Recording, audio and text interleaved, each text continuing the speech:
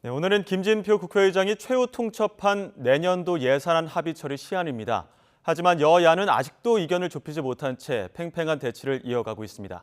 오늘 정치권 다양한 뉴스, 배준영 국민의힘 의원, 이해식 더불어민주당 의원과 짚어보겠습니다. 두 분 어서 오십시오. 네, 안녕하세요. 앞서도 말씀드렸지만 김진표 국회의장이 반드시 처리해야 한다고 못 박은 날이 오늘입니다. 최후 통첩한 날인데 주말에도 협상을 이어갔는데 오늘도 앞서 국회에 연결해 봤을 때는 난항을 거듭하고 있다 이런 소식이 전해지고 있는데요. 마지막 걸림돌은 뭡니까? 네, 지금 법인세 관련된 인하의 폭하고 예. 그리고 경찰국하고 인사정보관리단 관련된 운영비 관련된 예산이 문제가 되는 것 같습니다. 예. 그래서 법인세 관련된 얘기는 좀 말씀드리고 일단 두 조직에 대한 운영 예산에 관련해서는 겨우 5억 원밖에 안 됩니다. 예. 그래서 5억 원의 예산으로 지금 639조 원의 예산이 잠겨 있는 것이거든요. 달리 말하면은 꼬리가 몸통을 흔든다고 말할 수 있겠습니다. 예. 제가 기획재정위원회 예산 소위이기도 한데 그때도 예. 그 공수처를 지금 운영하고 있는 건물에서 빼내서 새로운 신축 건물로 가야 된다고 10억을 예산을 별도로 선정해야 된다고 그래갖고 기재위 예산 전체가 무산된 경우가 있습니다. 예. 그래서 이렇게 2014년 국회 선진화법 이후로 한 번도 정기국회를 벗어난 적이 없었는데 민주당이 이렇게 그런 행태를 보여서 참 유감스럽습니다. 예. 크게 법인세와 지금 경찰국 인사정보관리단 예산 문제로 지금 쟁점을 부딪히고 있는 상황인데 민주당 입장은 어떻습니까? 네, 그래서 저희 민주당은 법인세는 그 초부자 감세이기 때문에 예. 그것은 용납할 수가 없다. 그리고 경찰국과 인사정보관리단도 위법 시행령에 의한 조직이기 때문에 예. 운영비를 그것도 용납할 수 없다. 이제 그런 입장이었는데 예. 김진표 의장께서 법인세는 25%에서 24%로 1%포인트 인하하고 예. 그리고 위법 시행령 예산은 공신력 있는 기관에서 적법성 여부를 판가름할 때까지 예비비로 편성하자 이런 어떤 중재안을 제시를 하셨어요. 그래서 15일 날 저희 당은 대국적으로 그것을 받아들인 상태인데 예. 아직 국민의힘에서는 거부를 계속하고 있는 그런 상황입니다. 두 가지 차례로 한번 살펴보도록 하겠습니다. 지금 일단은 법인세는 김진표 의장이 중재한 대로 1%포인트 내리는 안에 대해서 민주당은 동의를 한 입장이고 네, 그렇죠. 국민의힘은 그 정도는 안 된다. 주호영 원내대표도 지금 3%포인트는 인하를 해야 된다. 이런 입장이지 않습니까? 여기서 네. 더 이상 좁힐 그 여지는 없는 겁니까? 그래서 협상 결과를 좀 지켜봐야 되겠지만은 이 법인세 문제는 그냥 명분을 위한 그냥 다툼이 아니고요. 예. 우리나라 경제를 위한 실질적인 어떤 성과를 내야 되는 문제가 있습니다. 그래서 우리나라 법인세가 지금 최고 세율이 25%까지 높아졌는데 지방세까지 하면 27.5%입니다. 예. 근데 우리 경쟁국인 대만 같은 경우에는 20%밖에 안 되거든요. 그래서 중국, 홍콩 등에서 이제 자본이 다 그쪽으로 빠져나가는 문제가 있고, 예. 그리고 저희가 한 통계를 보니까 그 22%에서 25%로 올라간 이후에 4년 동안 그 외국인의 설비 투자가 연평균 32억 불이나 줄었습니다. 그리고 OECD 국가보다도 높고 일본보다도 높고 미국보다도 높습니다. 그러니까 이런 거를 정상화하지 않고 그냥 눈 가리고 아웅식으로 1%만 됐으니까 박수치고 끝냅시다. 뭐 이런 차원의 문제는 아닙니다. 네. 지금 뭐 법인세 인하하는 게 해외 기업 유치를 위해서도 중요한 부분이다. 이렇게 또 지적을 해주셨는데 지금 내년도 예산안 처리 관련해서 그 법인세 문제도 있지만 말씀하신 것처럼 경찰국 신설, 경찰국과 그리고 인사 그 예비비 관련해서 네네. 지금 주호영 원내대표도 또 이재명 대표도 한마디씩 입장을 밝힌 적이 있거든요. 그 이야기 듣고 다시 이야기 나누도록 하겠습니다.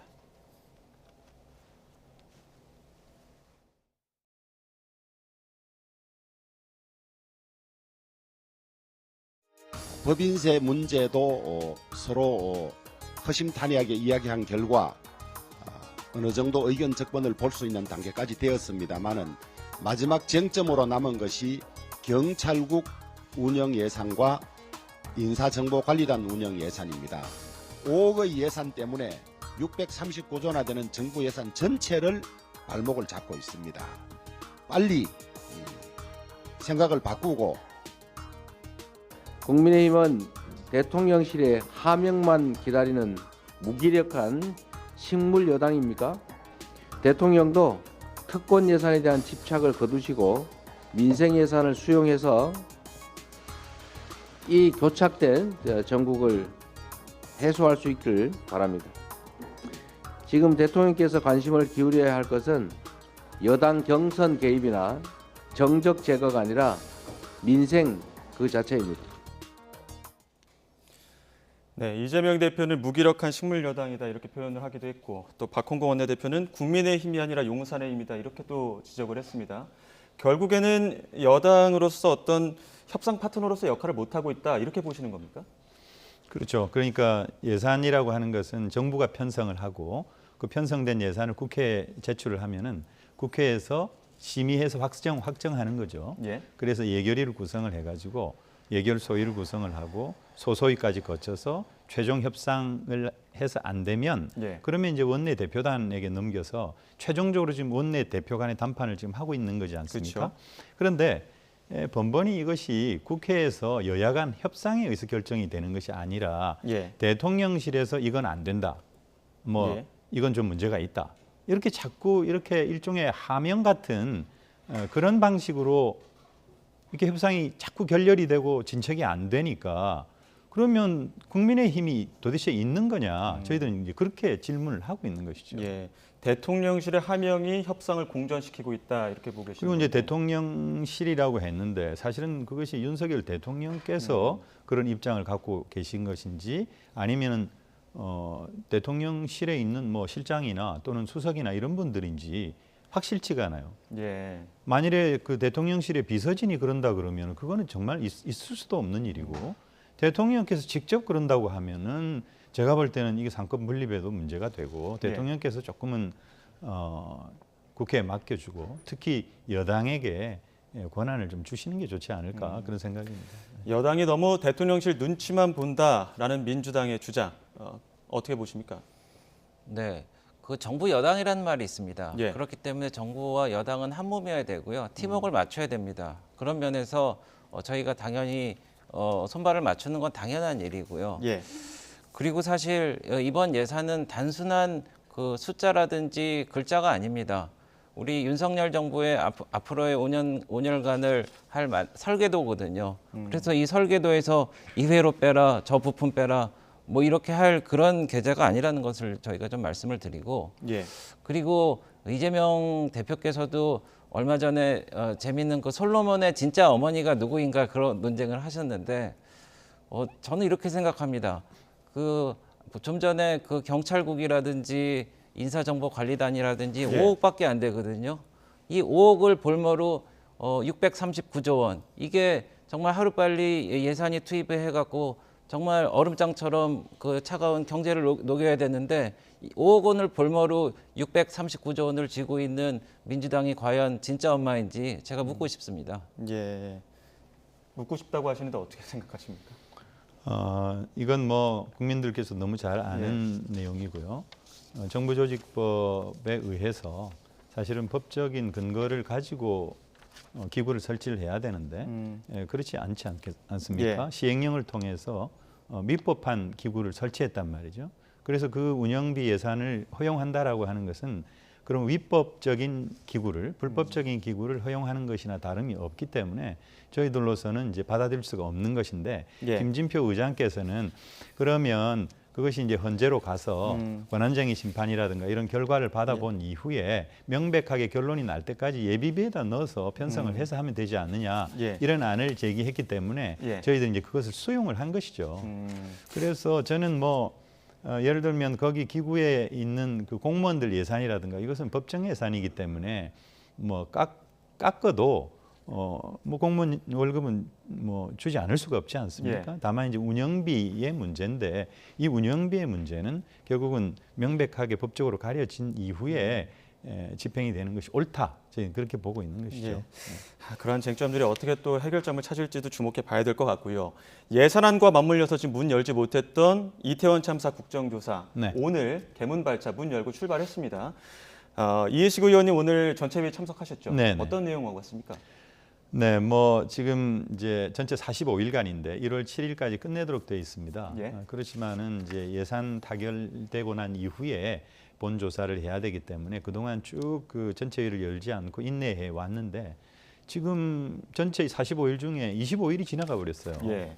그래서 반 이상 지나갔기 때문에 이제는 개문 발차해야 되겠다. 말하자면 문을 열어놓고 국민의힘 의원님들께서 들어올 수 있는 그런 여지를 남겨놓고 출발하자. 그렇게 해서 오늘 전체 회의를 열어서 전체 운영 계획과 그리고 현장 조사, 기간 보고 또 청문회 이런 일정을 의결을 했습니다. 그리고 또 증인, 참고인 또 예비조사를 담당하는 또 전문가들이 계세요. 예. 이제 그분들 명단도 이렇게 통과를 시켰는데 물론 이것이 야 3당만의 단독 처리이긴 했습니다만은 저희 당의 김교훈 간사와 국민의힘 이만희 간사가 거의 매일 이렇게 물밑 접촉을 해왔습니다.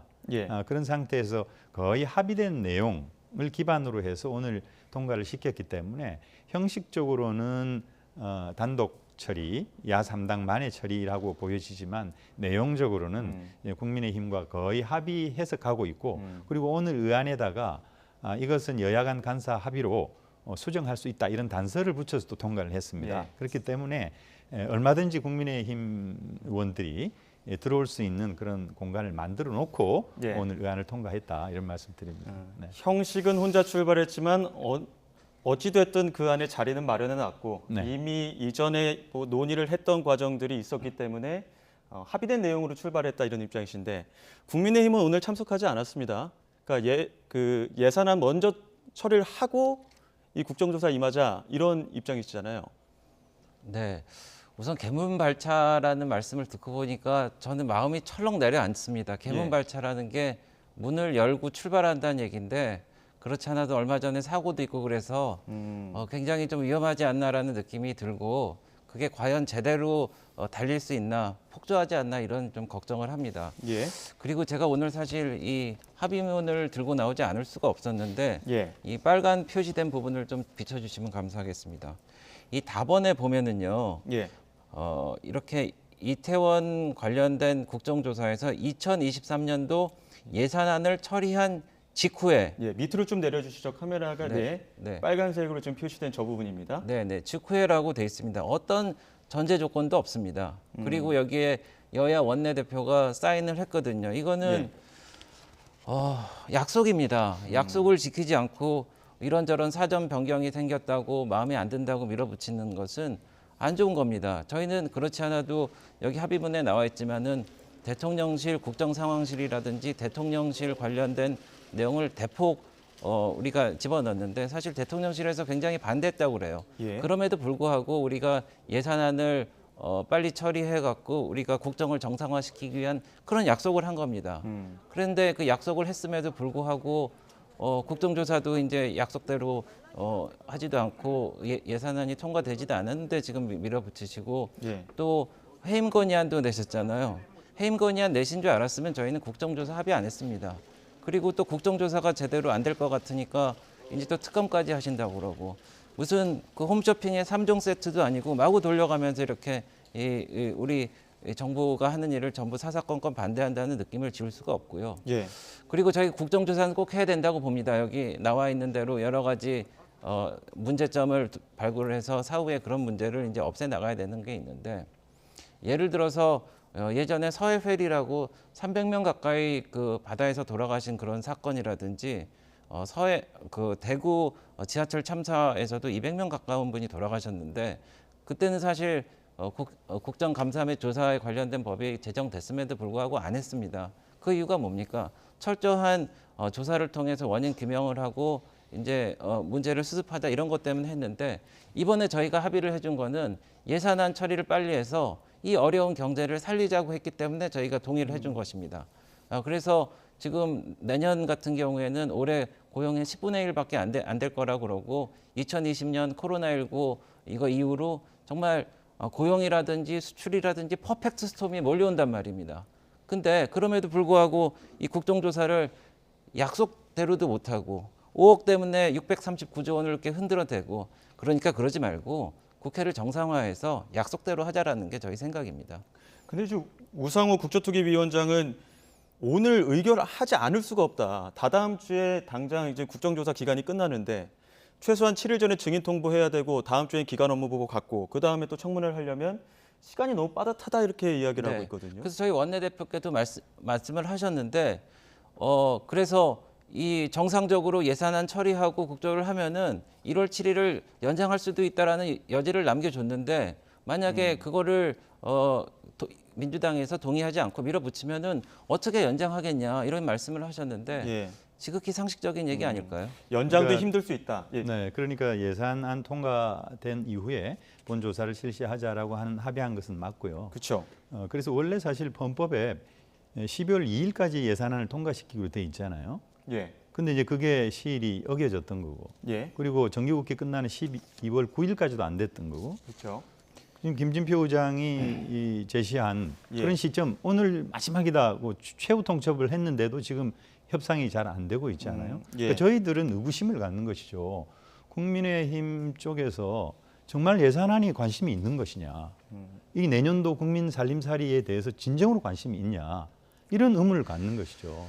예산을 통과시킨 이후에 국정조사가 출발을 하면 이게 국면 전환이 돼가지고 국민의힘이나 윤석열 정권에 불리하지 않을까라고 하는 것 때문에 계속 질질 끌고 그렇게 해서 기간을 갉아먹어가지고 결국은 국정조사를 이렇게 무위로 돌리려고 하는 예. 그런 하나의 어떤 일종의 계획이 안에 내포되어 있는 게 아니냐 이런 의구심을 가지고 저희들이 지금 보고 있는 것이죠. 그래서 오늘 전체 회의를 열은 것은 물론 형식적으로는 전체 회의를 열었지만 예. 최대한 국민의힘 의사들을 존중을 해서 예. 아까 말씀드렸다시피 내용적으로는 그렇게 통과를 시켰고 그리고 오늘 하루 걸러서 현장 조사와 기관 보고 그리고 청문회를 배치를 해보니까요. 예. 1월 6일 날 끝납니다. 청문회가. 예. 그러면 1월 7일 날 하루 국정조사 결과 보고서를 채택을 해야 되는데 통상적으로 결과 보고서 만드는데 짧으면 2주고 한 달 정도는 있어야 되거든요. 예. 그러니까 만약에 지금 상태에서 출발하지도 않았는데 저희 당이 국정조사 기간을 연장을 하자. 그러면 국민의힘 쪽에서 또 반대를 할 거란 말이에요. 그러니까 결국은 오늘 불가피하게 이렇게 열지 않을 수 없었다라고 하는 것이고 예산도 중요하고 국조도 다 예. 중요합니다.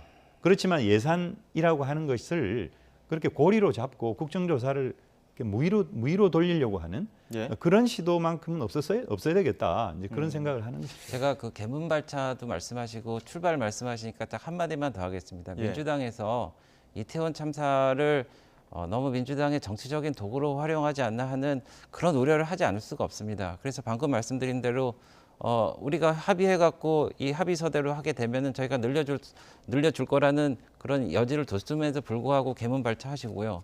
또 하나는 오늘 깜짝 놀랄 뉴스를 들었는데 민주당 의원님 중에 의사 출신이 한 분 계신데 명지대 병원에서 응급의료팀이 갔는데 그걸 중간에 본인을 태워달라는 그런 요구에 의해서 차가 20분이나 돌아갔다라는 의혹이 있습니다. 예. 그게 만약에 사실이라면은 대단히 죄송한 얘기지만은 20분 돌아가는 동안에 살릴 수 있는 그 사상자를 더 구할 수도 있었다라는 게 밝혀지고 나면은 예. 이게 일파만파가 됩니다. 그러니까 민주당은 이런 상황을 우리가 같이 수습해 나가려고 해야지 그렇게 뭐 보여주기식 뭐 이렇게 공격하는 식 이런 식으로 해서는 국민들의 공감을 얻을 수 없을 거라는 그런 의원님 생각입니다. 지금 49제도 지났고 오늘 50일이 경과되고 있는데 사실 이 국정조사가 출발하지도 못했다라고 하는 것은 어떤 다른 핑계를 대기 이전에 국민들한테 부끄러워하고 죄송스러워해야 되는 문제잖아요. 예. 네, 그런 면에서 보면은 오늘 저희 3당이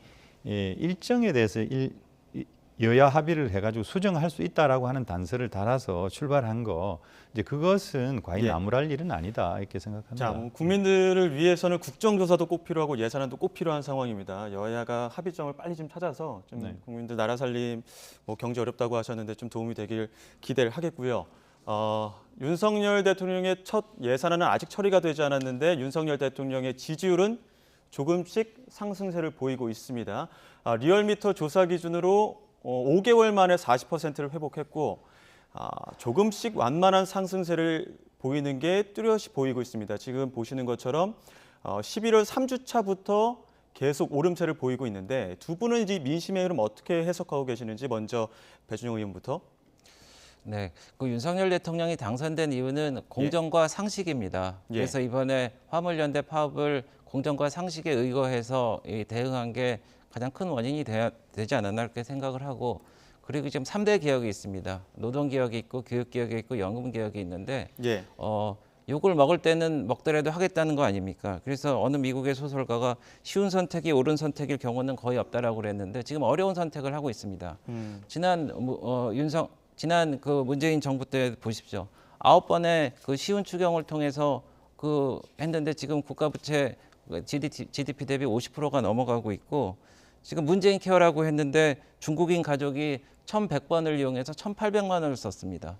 그리고 연금 개혁을 한다고 2018년도에 꽤 오랫동안 노력을 하셨는데 4가지 안이 왔는데도 불구하고 결국 국민의 눈높이에 맞지 않다고 차버렸어요. 근데 그런 거에 비해서 우리가 원칙을 지키고 국민의 미래를 생각하는 그런 움직임이 좀 동의를 얻지 않았나 좀 조심스럽게 생각해 봅니다. 네, 여론조사에서도 지지율 상승 요인이 노조 대응이나 공정 정의 원칙 이런 부분 많이 나오긴 했는데 지금 민심으로 어떻게 해석하고 계십니까? 뭐 화물연대에 대한 강경 대처라든지, 그리고 말씀하신 그 교육, 노동, 연금 부분의 계획 방안을 제시를 했다든지 그런 요인들, 특히 문재인 케어에 대한 어떤 제가 볼 때는 도를 넘는 이제 그런 비판입니다만은 상당히 이제 전 정부와 각을 세우는 그런 어떤 방식을 통해 가지고 보수층의 결집을 유도하는 그런 정책 때문에 저는 일정 정도 지지율이 오르고 있다. 그러나 지금 집권 초반에 40%면은 사실은 매우 미약한 것이죠. 예년 이런 정권들의 초기 지지율은 60%에서 70%를 넘어갔거든요. 근데 그런 면에서 지금 윤석열 정부가 20%대로 떨어졌다가 다시 40%대로 회복한 것은 고무적인 일일 수 있지만 정말 겸손해야 되는 지점이다, 이렇게 생각을 하고요. 그리고 결국은 대선 때 윤석열 대통령을 지지하고 표를 던졌던 사람들조차도 다 회복한 것은 아니다, 이렇게 봐야 되지 않겠습니까? 그래서 저는 결국은 윤석열 정부가 성공을 하려면은 어떤 성과를 내야 되고 그 성과가 국민들한테 피부로 전해져야 되는데 결국은 협치라고 봅니다. 국민을 대표하는 기관인 국회와 협치를 통해서 성과를 만들어내야 되는데 지금 예산안만 하더라도 지금 용산에서 저렇게 꽉 그냥 무슨 키를 잡은 것처럼 하고 있으니까 사실 너무 안타깝습니다. 뭐 상승세는 고무적이지만 절대적인 수치로 봤을 때 좀 겸손하거나 또 협치에 또 오늘 좀 묘를 살려야 된다 이런 입장이신데 주제를 좀 바꿔서 국민의힘 소식 짚어보겠습니다. 지금 내년 초에 전당대회 앞두고 100% 당원 투표로 차기 당대표 뽑기로 결정을 내렸습니다. 여기에 뭐 결선 투표제도 도입을 했는데 지금 이렇게 속전속결로 진행이 되고 있는 배경 7대3 비율, 이게 한 18년 동안 굉장히 오래 진행이 됐었잖아요. 네. 왜 이렇게 갑자기 바뀐 겁니까? 이제 당원 100%로 바뀌게 됐습니다. 예. 그런데 다만 이제 그 대표 선거를 앞두고 이런 결정이 이루어진 거에 대해서는 저도 사실 좀 아쉽게 생각합니다. 아쉽게 생각하십니까? 네네. 근데 그럼에도 불구하고 이 길은 꼭 가야 되는 길이다 저는 생각을 하는데 이유가 이렇습니다. 지금 100%를 뽑는다는 게 대통령 후보나 국회의원 후보가 아닙니다. 그분들은 이제 유권자들의 이제 직접 선택을 받아야 되는 건데 지금 뽑는 거는 당대표거든요. 그러니까 당대표는 당원들의 대표입니다. 그래서 당원들의 대표이기 때문에 당원들이 직접 뽑는다고 하는 게 이상한 게 아니고요. 그리고 방금 말씀드린 대통령이나 국회의원은 선거인단하고 여론조사하고 반반씩 하게 돼 있습니다.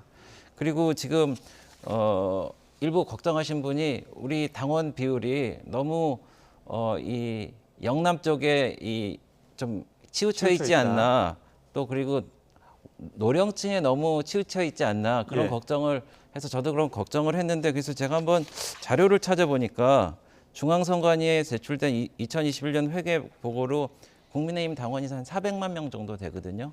근데 보니까 수도권, 서울, 인천, 경기를 합치니까 41%입니다. 수도권이 꽤 되죠. 예. 그 영남이 부산, 울산, 경북, 경남 합치니까 27%입니다. 그러니까 수도권이 어느 정도 비율이 맞는다는 거고, 아시아경제 언론보도 2022년도를 보니까 20, 30, 40대 보니까 33% 정도 되거든요. 그리고 100만 그리고 전체적인 구도를 보면은 이 정도면은 민심을 반영하고 당 대표는 당원이 뽑고 그리고 예, 그런 원칙을 우리가 세울 수 있다고 생각합니다. 반대로 민주당은 지난 당대표 경선에서 여론조사 비율을 늘렸잖아요. 10%에서 25%로. 네, 그렇습니다. 그런 민주당 입장에서 봤을 땐 지금 국민의힘 경선 룰 변경에 대해서 어떻게 보고 계십니까? 7대 3을 9대 1 정도로 바꾸는 줄 알았는데 100%로 했는데요. 예. 그것도 윤석열 대통령께서 한 말씀 하시고 그 뒤에 바로 속전속결로 진행이 됐고 오늘 비대위에서 아마 그렇게 결정을 했는데 예. 사실 그 당심에 의해서 대표를 뽑는다고는 하지만 결국은 윤심에 의한 예. 대표 선정이 아닌가 그런 생각이 들고 또 뭐 어느 언론에서는 골대를 이렇게 바꿨다, 예. 위치를 바꿨다 예. 그렇게 얘기를 하지만 축구로 표현하면은 어떤 선수한테는 옐로 카드를 주고 어떤 선수한테는 손으로 볼을 드리블을 할 수 있게 만들어주는 예. 정말 그 공정과 상식과는 좀 거리가 먼 그런 룰의 변경 아닌가. 그리고 사실 정당 정치의 개혁성에 아주 심각한 후퇴입니다. 아까 우리 배준영 의원님께서 당원이 400만 된다고 말씀하셨는데 아마 책임 당원들은 한 80만 정도 될 거고요. 그렇게 보면은 그 80만의 책임 당원들이 국민의 의사를 대변한다고 볼 수가 없는 것이죠. 그래서 거의 그 뭐 우리 민주당도 마찬가지지만은 민심의 반영폭을 계속 늘려가는 것이 결국은 편향된 그런 어떤 당의 운영을 제어할 수 있는 그런 개혁적인 방향이다. 그런 면에서 비추어 볼 때 좀 예. 아쉬움이 큰 이제 그런 룰 변경이다 이렇게 생각합니다. 민주당 당내 이야기도 좀 해봐야 될 것 같습니다. 지금 민주당 이재명 대표 최측근이죠. 김용 전 민주연구원장 재판 이번 주에 시작이 되는데 네. 측근들 재판 시작될 때마다 당내에서 공격적인 발언들도 나오고 있거든요. 네. 이재명 대표를 둘러싼 당내 분위기 어떻습니까? 몇몇 의원님들이 방송에 나가서 이제 개인적인 의견을 좀 과하게 표현하다 보니까 조금 뭐 당내 분란이 있는 게 아니냐 이런 말씀들을 많이 하시는데 사실 전혀 그렇지가 않고요. 이재명 대표를 중심으로 해서 아주 똘똘 뭉쳐 있고 전열을 잘 정비를 하고 있습니다. 사실 조금 그 이견이 있는 그런 사안들조차도 최고위원회에서 거의 만장일치로 이렇게 통과가 되고 있고요. 예. 그리고 뭐 이렇게 사법 리스크 자꾸 얘기를 하는데 이게 제가 볼 때는 언론이나 일부 언론이나 또는 뭐 국민의힘 쪽에서 저는 만들어낸 조어다 이렇게 보고 있는 것이거든요.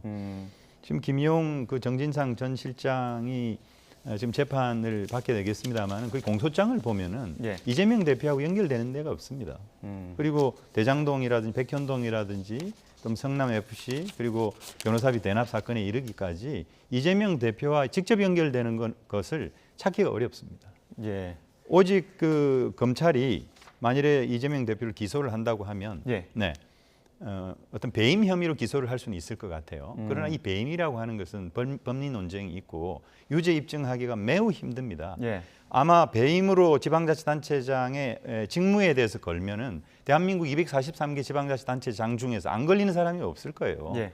그래서 이런 어떤 리스크가 만일 있었다고 하면 10년 동안 털었는데 어떻게 가만히 온전할 수가 있었겠어요? 예. 그러니까 그런 면에서는 전혀 걱정할 것이 없다 이렇게 예. 좀 말씀드리고 싶습니다. 저희가 지금 시간이 한 2분 정도 남아 있는데 새로운 이슈가 있어서 이 부분은 두 분께 꼭 네. 여쭤봐야 될 것 같습니다.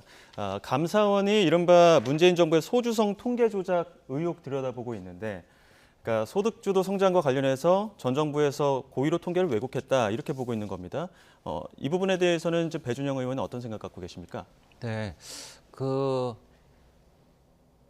이 소주성이라든지 이게 잘못된 정책이고 이거에 대한 예를 들어서 하위층의 소득이 더 떨어졌다든지 빈부격차가 늘어났다든지 이런 건 상식 같은 얘기인데 그런 것을 이제 통계청장이 황수경 총장이 통계청장이 그걸 하니까 교체해 버렸어요. 예. 그리고 강신옥 새 청장을 이제 세우니까 그분이 좋은 통계로 보답하겠다고 이런 얘기를 했습니다. 예. 그리고 지금 나온 게 국토부 부동산 가격 동향 조사에서 표변을 치우치게 추출하고 조사원 숫자 바꾸고 그리고 이런 일들이 많이 벌어지고 있는데 이게 국가 신용도 조사라는 게 있습니다. 예. 무디스라든지 피치라든지 S&P에서 하는데 고용이라든지 뭐 실업률, 경제 성장 뭐 여러 가지를 이렇게 보는데 그거에 있어서 우리가 잘못된 국가 통계를 내 갖고 한 건 일종의 사기입니다. 예를 들어서 미국의 엔론 사태 때 회계 조작으로 CEO가 무려 24년이나 징역형을 선고받았거든요. 이건 범죄입니다. 그래서 이거는 바로 잡아야 됩니다. 예, 국가기관에서 통계를 조작한다는 게 참 있을 수 없는 일이고요. 통계라고 하는 것은 이제 표본을 추출하고 입력을 시켜서 결과값을 얻어가지고 거기에 대한 해석을 하는 것이거든요. 예. 그 과정에 굉장히 복잡한 산식이 개입이 되고 많은 사람들이 관여됩니다. 이것을 하나의 조작했다라고 하는 정치적 프레임을 씌워가지고 문재인 정부를 공격하고 문재인 정부 실적을 흠집내고 지우려고 하는 그런 다분히 정치적 의도가 담긴 것이거든요. 예. 그리고 거기에 그 관여돼 있는 공무원들을 조사를 하고 그것을 검찰이 고발을 하고 검찰은 기소를 하고 3년 넘는 과정 동안에 아주 그냥 질을 빼는 이런 방식의 정말 저열한 정치 공작 같은 예. 그런 방법을 감사원이 저는 하고 있다 이렇게 생각합니다. 두 분 모두 이 이슈에 대해서는 날선 비판을 하셨기 때문에 또 이 부분 또 어떤 이야기가 나올지 지켜봐야 될 것 같습니다. 지금까지 배준영 국민의힘 의원 그리고 이해식 더불어민주당 의원과 전국 상황 짚어봤습니다. 오늘 말씀 고맙습니다. 네, 감사합니다. 감사합니다.